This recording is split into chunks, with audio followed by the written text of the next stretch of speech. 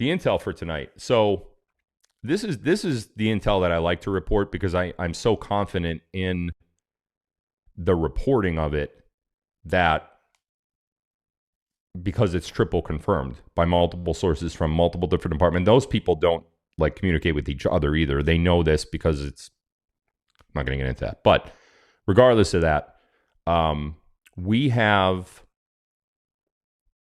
something happening right now on a global level. And I think we've kind of assumed this because it's hard to hide it. You know, with all the meetings that Trump's going to worldwide, he's going over to the Middle East. He just talked to Putin. You know, he's mentioning President Xi. He's doing all this stuff, right? And we know something's going on, but we can't quite put our finger on it.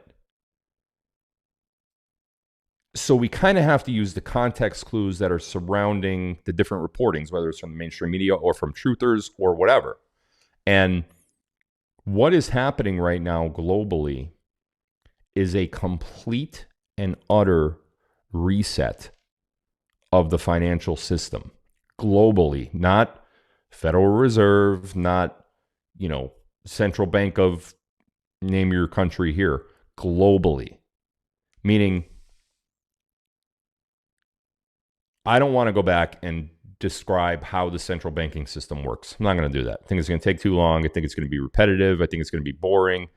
But the banking system right now that we have in place worldwide, not just in the United States, worldwide, the banking system that we have in place right now is a central banking system, and it's all owned by the same people.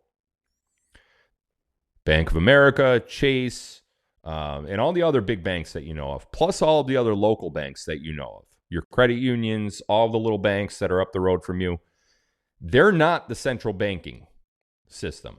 They're part of the central banking system, but they're not central bankers. They're just bankers. Okay? Any bank you can name. Go drive in a 10-mile radius. Tell me how many banks you pass. None of them are central bankers. The central bankers are the ones that are above those people. Now, credit to Trump and the Trump administration because he basically went to everybody. And this is Russia, Ukraine, this is Middle East, you know, Gaza, blah, blah, blah. And he said, listen, we're going to do this and we want you on board of this. But if you're just going to keep killing people, you're going to keep up these petty wars, you're not going to be part of this.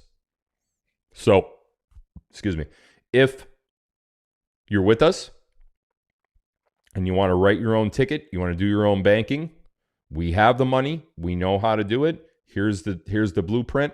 Everyone's going to be walked through it. Everyone's going to get on the same page, and we're going to start this globally, not just in one country where it phases out after a couple of years or whatever. If you do it all at once, the cabal can't come back. They're gone for good. But in the meantime, he said, if you're going to be with us, no more of this war stuff.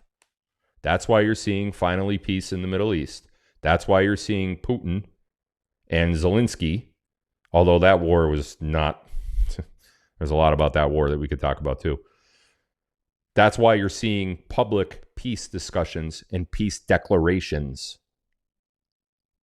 that have never been there before.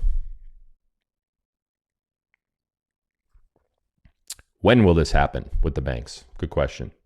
So the reason that I know about it is because the initial, I don't want to say initial because it's more in the end phases, but one of the first public clues, and when I say public, it's not necessarily for like me or you to see. We could go outside and see it or turn on the news and see it or any of that.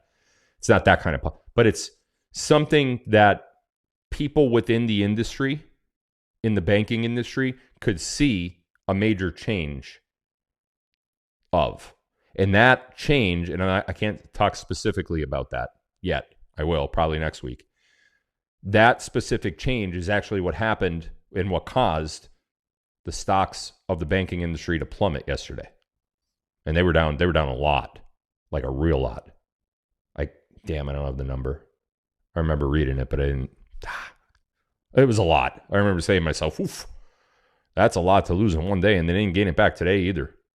They're not going to. They can't. because it's a sign of something that I can't speak too much on it. But what I do know is it's starting to be seen now it's not like talk. It's not just talk. People within that industry are actually seeing changes. And that's causing conversation. And that's causing Intel people to say, hey, they said that, then let's look at this. Oh, look at what we see that. That is, we need to call Phil. I don't think it goes too much like that, but it's probably, like, in a way, probably kind of similar, don't you think? I would think it might happen that way. Anyway, but that's why I do what I do. That's why I do this, because I want there to be, I think we're living through the greatest time in human history, other than Jesus Christ walking the earth. And I think there needs to be evidence of it.